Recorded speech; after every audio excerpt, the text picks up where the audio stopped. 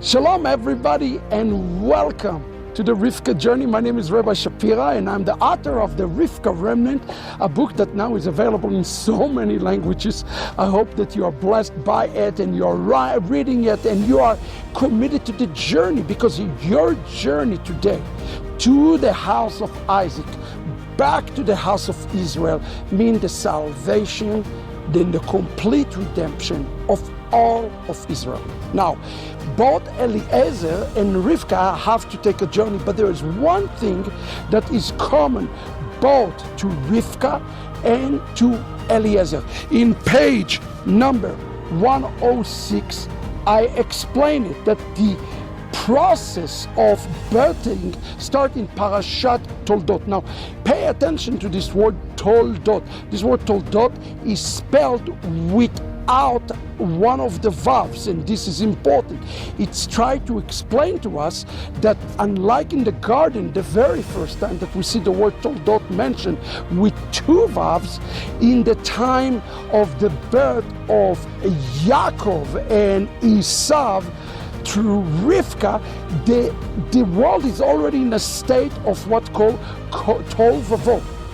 The only other time that we see this word Toldot mentioned with two vav, meaning the new heaven and the new earth, is in the book of Ruth, in the beginning and in the end. But in between those two, every time this word Toldot, generation, birth, is being mentioned, guess what? Every time it's a missing vav. Why? Because we are birthing redemption, and everybody need to understand it. The process of redemption is a process that you and I are to be birthed. I wrote this in page 106. The process of redemption, birth out of the world of chaos, is critical for us to understand, as redemption always starts in the realm that's called Tohu Vavohu. Think about this term Tohu Vavohu. When the world was created, when the garden was created, what was created before the garden? It says it was Tohu Vavohu, chaos and waste. God has placed Jacob in the world to prepare for a new heaven and for a new earth when the coming of the Mashiach, by working in the world of chaos. It's important because Apostle Paul, Rav Shaul, says the following. He said in the letter to Messianic Jews, he says, we are not here for a city that exists now, we are here for a city to come. What does that mean to us? It means that each and every one of us is working in a world that's called the world of chaos. Our job today is to take the world of chaos and extract from the world of chaos the essence. And the essence of the world of chaos is something that is holy. And this is important to understand.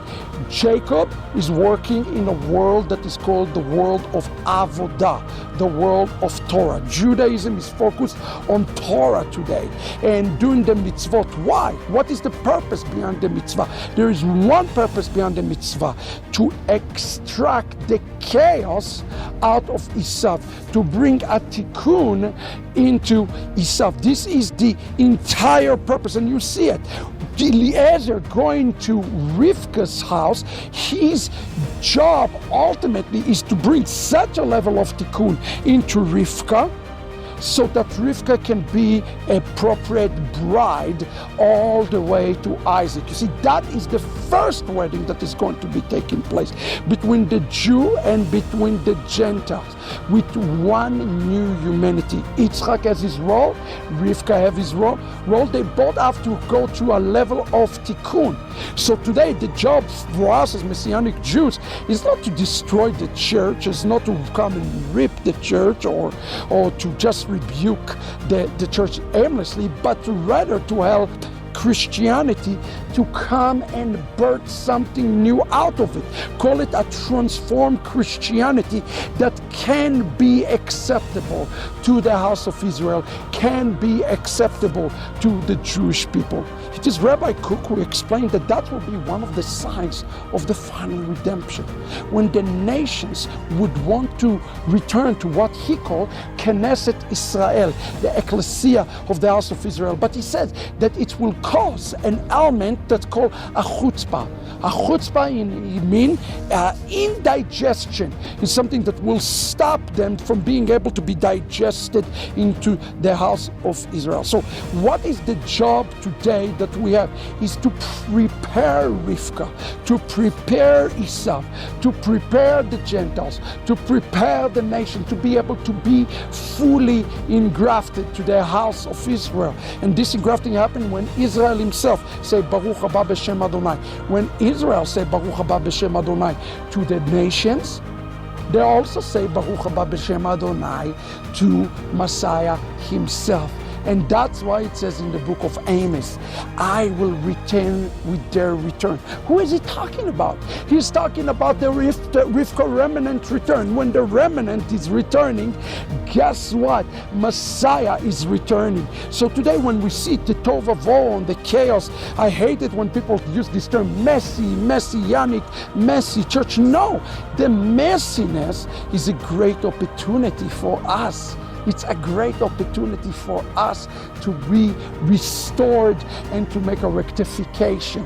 So today I think our biggest challenge is to look at the potential, not to look at the physical, because if we look at the physical of the church today, say, well, why? It's a mess. It's the same thing we can say about Judaism though as well, where Judaism rejected Yeshua. But guess what? There is a great potential in both to make a Tikoeniem. So Judaism need to work through Torah, through the world of Avodah, to extract the holiness that is found inside Christianity. God bless you. I hope you've been blessed by this shiur. We will see you. Run and get the book. Let's rectify one another. Shalom, everybody.